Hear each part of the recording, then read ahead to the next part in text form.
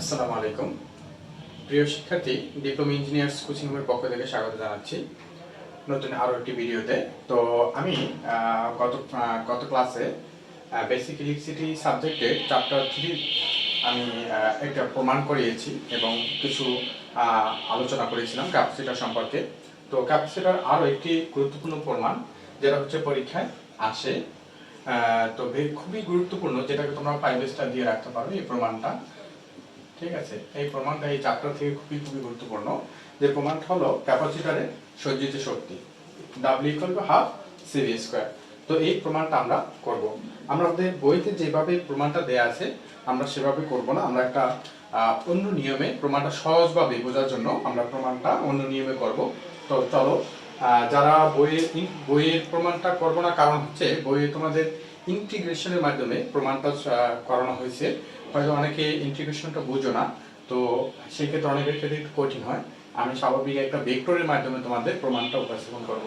তো কথা না বাড়িয়ে আমরা ক্লাসে চলে যাই। তো হচ্ছে কি, আমরা একটু যদি সলিউশন করি, অর্থাৎ ক্যাপাসিটর কি সঞ্চিত শক্তি, অর্থাৎ একটা ক্যাপাসিটর যদি চার্জ করতে হয় তখন তার কাজ করতে হয়। বিষয়টা এমন হয়ে গেল যে তুমি যদি তোমার জীবিকা নির্বাহ করতে চাও তাহলে তোমাকে অবশ্যই কি করতে হবে, কাজ করতে হবে, তাই না?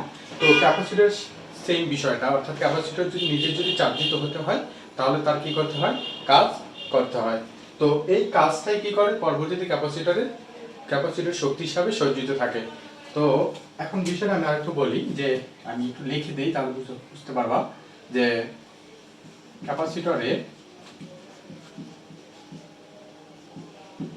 ক্যাপাসিটরের অর্থাৎ চার্জ করতে হবে,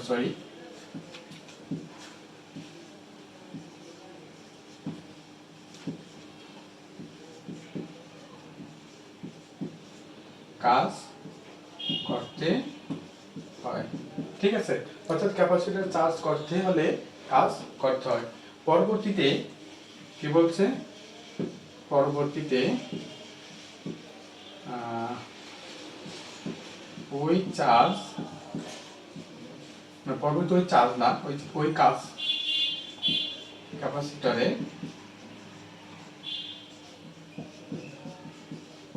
ক্যাপাসিটরে শক্তি হিসাবে কি থাকে, সজ্জিত থাকে। বুঝতে পারছো? তার মানে হচ্ছে আমি বলছি কি, ক্যাপাসিটর চার্জ করতে হলে কাজ করতে হয়। ঠিক আছে, পরবর্তীতে ওই কাজ ক্যাপাসিটর কি শক্তি হিসাবে সজ্জিত থাকে। বুঝতে পারছো? অর্থাৎ আমরা ক্যাপাসিটর যখন কাজ চার্জ করব তখন একটা পরিমাণ কাজ করতে হবে, পরবর্তীতে ওই কাজটা হচ্ছে ক্যাপাসিটর চার্জ শক্তি হিসাবে সজ্জিত থাকে। এখন একটা ধরো আমি ক্যাপাসিটর এখানে ড্র করি, এই একটা ক্যাপাসিটর ড্র করলাম। তো একটা সোর্সের সাথে আমি একটু সংযোগ করে দিই, হ্যাঁ। তারপর আমি পাশে একটা ভেক্টর ড্র করব, খুব সহজে, বেশি কঠিন না, ঠিক আছে, খুব সহজে উপস্থাপন করব। এটি একটি ক্যাপাসিটর, তাই না?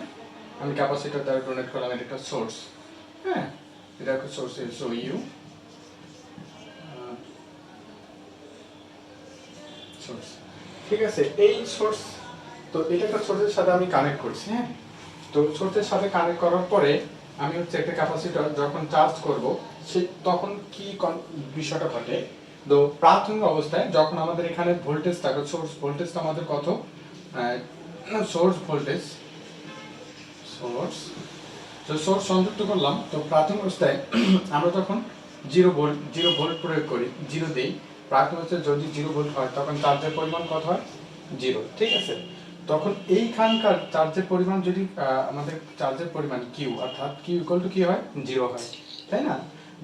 এখন যদি চার্জের পরিমাণ এখানে 0 হয় তখন আবার একটা বিষয় আছে, যে আমরা কিন্তু দুটি ইলেকট্রোডের মধ্যবর্তী যে পটেনশিয়াল পার্থক্য তার সাথে চার্জ কিন্তু কি সমানুপাতিক। অর্থাৎ এখানকার পটেনশিয়াল পার্থক্যটা কি হয়, যে ভোল্টেজ যে পটেনশিয়াল পার্থক্যটা, দেখো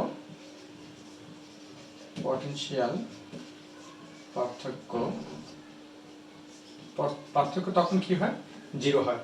অর্থাৎ এখানে পটেনশিয়াল পার্থক্য যদি চার্জ সোর্স ভোল্টেজ আমি কি করছি, সোর্স থেকে সাপ্লাই 0 দিছি, তো প্রাথমিক অবস্থায় চার্জ কি হলো, 0 হলো, ক্যাপাসিটর সজ্জিত চার্জ 0। তখন এই অবস্থায় এই দুটি ইলেকট্রোড মধ্যে দ্বয়ের মধ্যে কি হয়, পটেনশিয়াল যে পার্থক্যটা, ভোল্টেজ পার্থক্য যেটা, সেটা কি হয়, জিরো। ঠিক আছে, তো আস্তে আস্তে এটা যদি আমি একটা ভেক্টরের ডায়াগ্রামের মাধ্যমে উপস্থাপন করি তাহলে তোমাদের সুবিধা হবে। আচ্ছা, এটা হচ্ছে আমার ইনিশিয়াল পজিশন অর্থাৎ জিরো। হ্যাঁ, এদিকে আমি কি ধরবো, চার্জ কিউ। হ্যাঁ, আর এদিকে ধরবো আমি অর্থাৎ চার্জ কিউ, আমি কিউ দ্বারা ডোনেট না করি, অর্থাৎ পটেনশিয়াল পার্থক্য দ্বারা। এদিকে হচ্ছে কি আমাদের পটেনশিয়াল,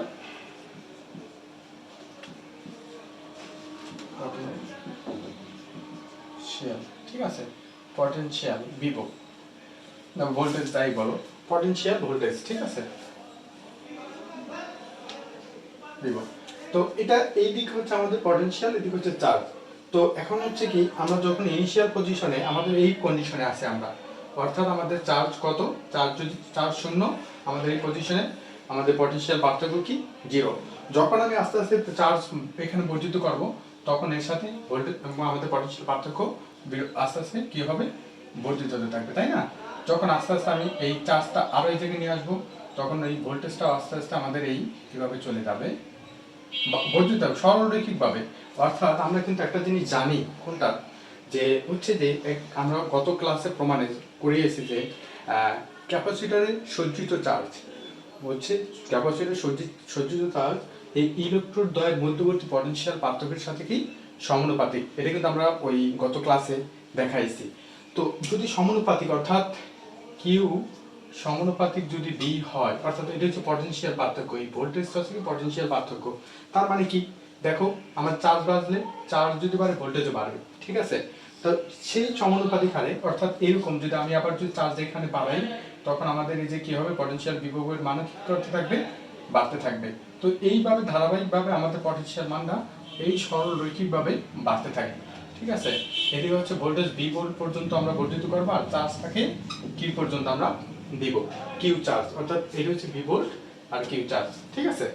তো এখন একটা বিষয় হলো, এখানে আমি একটু লিখি, লেখার মাধ্যমে আমি উপস্থাপন করি, তাহলে তোমরা তো গ্রাফটা বুঝতে পারছো, ভেক্টর ডায়াগ্রামটা আর কি।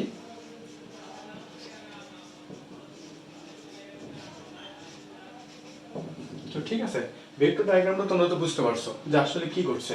অর্থাৎ আমরা এই ফর্মুলার সাহায্যে আমরা আগাচ্ছি। আমরা বইয়ের যে প্রমাণটা আছে ওটা থেকে আমরা ব্যতিক্রমে একটি প্রমাণের মাধ্যমে খুব সহজে বোঝার চেষ্টা করব। অর্থাৎ আমি তাহলে এই প্রমাণের মাধ্যমে অর্থ দেখি আমাদের চার্জ বাড়লে কি হবে, পটেনশিয়াল পার্থক্য তৈরি হবে, ঠিক আছে? পটেনশিয়াল পার্থক্য আস্তে আস্তে বাড়তে থাকবে। তো ইনিশিয়াল পজিশনে আমরা যখন সাপ্লাই, এটা এগেইন সোর্সের একটা বিষয় আছে, অর্থাৎ সোর্সের সাপ্লাই আস্তে আস্তে আমাদের কি থাকবে, বর্ধিত হতে থাকবে, তাই না? তো একটা পজিশনে কি শেষ প্রান্ত আসছে, ক্যাপাসিটর একবারে ধরো একটা নির্দিষ্ট পরিমাণ সে চার্জ তো সঞ্চয় করবে, তাই না? সেই নির্দিষ্ট পরিমাণ চার্জ আমরা কিউ ধরছি, তখন এই অবস্থায় আমাদের, এই অবস্থায় যদি বলো, তখন আমাদের কি হয় যে পটেনশিয়াল পার্থক্য কি হয়, ভি ভোল্ট হয়, ঠিক আছে? এটা আমরা ধরে নিচ্ছি শেষ প্রান্তের চার্জ এটা, তো শেষ প্রান্তের দুইটি ইলেকট্রোড দ্বয়ের মধ্যে পটেনশিয়াল পার্থক্য হচ্ছে কি, ভি ভোল্ট। তো এখন লিখি যে চার্জ হওয়ার সময় বা প্রাথমিক অবস্থায়, যে আমরা যদি ধরি যে প্রাথমিক অবস্থায়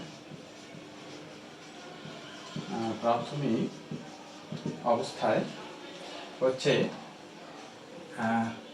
প্রাথমিক অবস্থায়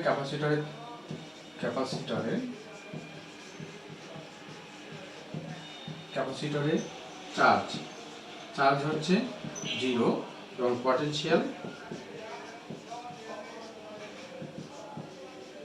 পার্থক্য কি আমাদের জিরো, ঠিক আছে? যখন চার্জ আস্তে আস্তে বৃদ্ধি পায়, যখন চার্জ ধীরে ধীরে বৃদ্ধি পায়, ঠিক আছে, তখন কি করে আমাদের বৃদ্ধি পায়, তখন বৃদ্ধি পায় অর্থাৎ কিউ হয় শেষ পজিশনে, শেষ অবস্থায় বৃদ্ধি পায়, তখন এটা লিখি, যখন চার্জ ধীরে ধীরে বৃদ্ধি পায় তখন আমাদের পটেনশিয়াল পার্থক্য বৃদ্ধি পায়, তখন পটেনশিয়াল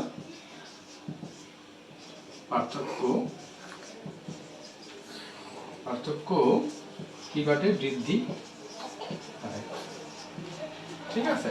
তো যখন চার্জ আমাদের ধীরে ধীরে বৃদ্ধি পায় তখন পটেনশিয়াল পার্থক্য কি করে, বৃদ্ধি পায়। ঠিক আছে, এরপর যে অংশটা আমাদের হয় অর্থাৎ শেষ অবস্থায়, তাহলে আমাদের কি হয়, শেষ অবস্থায় অর্থাৎ প্রাথমিক অবস্থার একটা শেষ অবস্থায়, তাহলে শেষ অবস্থায় পটেনশিয়াল অর্থাৎ শেষ অবস্থায় চার্জ আমরা ধরে নিচ্ছি কি কিউ, এই যে কিউ শেষ অবস্থায় চার্জ কিউ। ঠিক আছে, এবং শেষ অবস্থায় চার্জ কিউ, পটেনশিয়াল পার্থক্য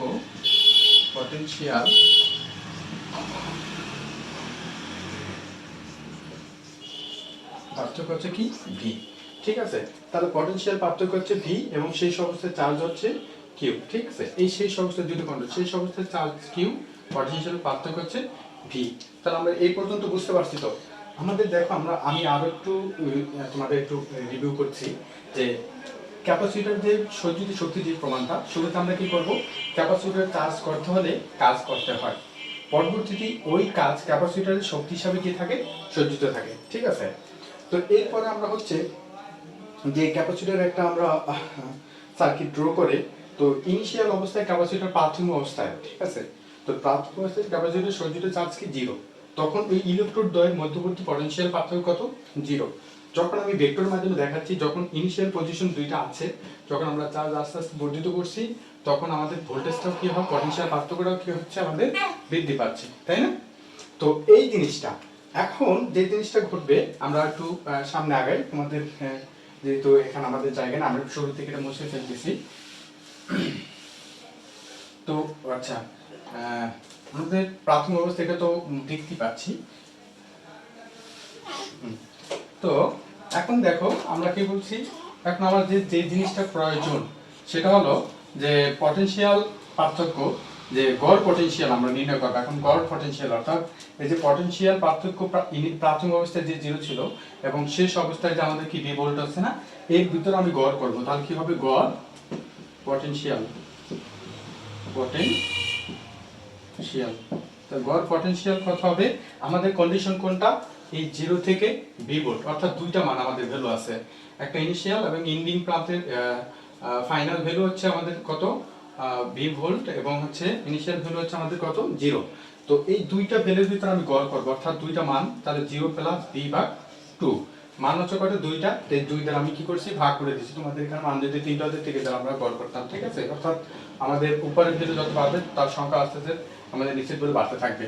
তো গড় পটেনশিয়াল হচ্ছে কি জিরো প্লাস টু। ঠিক আছে, তার অর্থাৎ কথা হয় জিরো বা সরি ভি ভাগ টু। ঠিক আছে, গড় পটেনশিয়াল আমরা পেয়ে গেছি ভি ভাগ টু। এখন আমরা আস্তে আস্তে আরো সামনে আগাই। তো এখন যে জিনিসটা ঘটবে, আমরা গড় পটেনশিয়াল পেয়ে গেছি।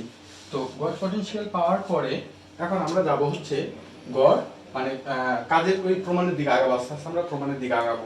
তো হচ্ছে কাজের সূত্র অনুযায়ী